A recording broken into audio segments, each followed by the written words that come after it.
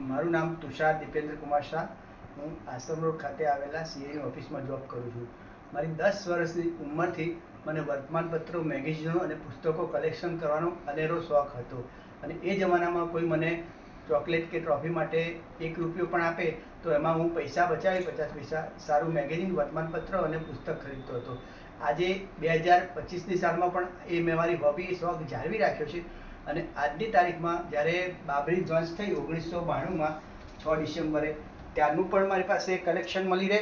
અને રામ મંદિર બન્યું 2024માં 22મી જાન્યુઆરીએ, એ પણ કલેક્શન મારી જોડે અવેલેબલ છે. એટલે બાબરી વિધ્વંસથી લઈને રામ મંદિરના નિર્માણ સુધીનું તમામ કલેક્શન મારી પાસે મોજૂદ છે.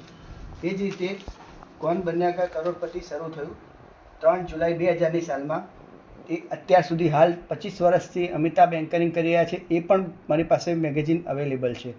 એ જ રીતે એવું કહેવાય કે ઇન્ડિયા જે વર્લ્ડ કપ જીત્યું 2 એપ્રિલ 2011, એનું પણ કલેક્શન મારી પાસે મોજૂદ છે. એ જ રીતે ભૂકંપ આવ્યો 2001માં 26મી જાન્યુઆરીએ, એના પણ તમામ અખબારો મારી પાસે સચવાયેલા છે. અને એ જ રીતે ગોધરાકાંડ 2002માં થયો 26મી ફેબ્રુઆરીએ, એ પણ તમામ મારી પાસે સચવાયેલા છે મેગેઝિન અને વર્તમાનપત્રો. હવે વડાપ્રધાન મોદીજી જ્યારે કેન્દ્રમાં વડાપ્રધાન બન્યા 2014માં, અને 26મી મે 2014માં તેના પણ મારી પાસે સચવાયેલા છે. અને અહીંયા ગુજરાતના સીએમ બન્યા 2002માં, એ પણ અખબારો, મેગેઝિનો મારી પાસે સચવાયેલા છે. એટલે વડાપ્રધાન મોદીની જે એમની યાત્રા છે સીએમથી પીએમ સુધીની, એ તમામ વર્તમાનપત્રો અને મેગેઝિનો મેં સાચવીને રાખ્યા છે. એ મારા કલેક્શનમાં મોજૂદ છે. તમામ પ્રકારના મેગેઝિનો અને પુસ્તકોનું કલેક્શન મારી પાસે મોજૂદ છે. આજની તારીખમાં કોઈ પણ રાજકીય ઘટના બને, કોઈ ક્રિકેટની કોઈ ઘટના હોય કે ફિલ્મ ક્ષેત્રની હોય, એ તમામ મહત્ત્વના દિવસોના વર્તમાનપત્રો, મેગેઝિનો હું હજી પણ કલેક્શન કરું છું. અને મારા આ કલેક્શનમાં મારા વાઇફ દીપિકા શાહનો પણ સિંહ ફાળો છે. અને મારા અંગત મિત્રો, સ્નેહીઓ પણ મને એટલો જ સાથ સહકાર આપ્યો છે. એના કારણે મેં આ જે કલેક્શન છે એ હજી સુધી જાળવી રાખ્યું છે.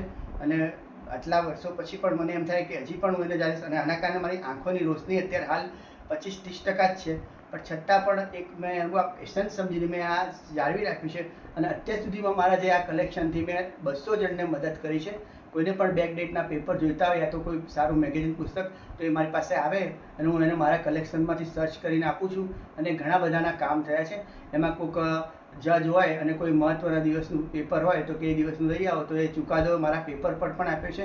અને કોઈક એક લેડી એવા હતા કે જેમને એબ્રોડમાં જવાનું હતું, વિઝા નહોતા મળતા, તો પર્ટિક્યુલર પેપરમાં એક એડ આવેલી હતી, તો એમ્બેસીવાળા એમને કીધું, તો મેં એ પેપર સર્ચ કરીને આપ્યું, તો એમને વિઝા પણ મળી ગયા.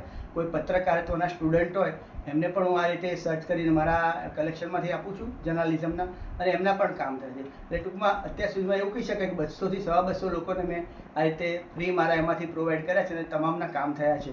અને મારા જીવનનો ધ્યેય છે કે જિંદગીના અંતિમ શ્વાસ સુધી લોકોને મદદ કરવી. અને એમાં કોઈ પણ જાતનો ચાર્જ લીધા વિના અત્યારે જ્યાં સુધી મારો શ્વાસ ધબકે છે ત્યાં સુધી હું આને કરતો રહીશ. અને મેં અને મારા વાઈફે નક્કી કર્યું હતું કે આપણે સાહિત્ય જ સંતાન, એટલે અમે પહેલેથી એની પાછળ જ હતા. એટલે એને પણ ઘણો બધો મારામાં એ રુચિ જાગી, શોખ જાગ્યો. અને એને પણ મારા જે કલેક્શન છે એમાં બહુ જ એનો ફાળો છે. અને એની સાફ સફાઈ કરવી, આ તે બધું મારી આંખોની રોશની ઓછી હોવાના કારણે હું આમાં ધ્યાન નથી આપતો. પણ મારા વાઈફના ખૂબ ધ્યાન, દીપિકા શાહ, એના ધ્યાન આપવા પછી જ હું આટલું બધું કરી શક્યો છું. એ પણ એક મારી મોટી એ છે.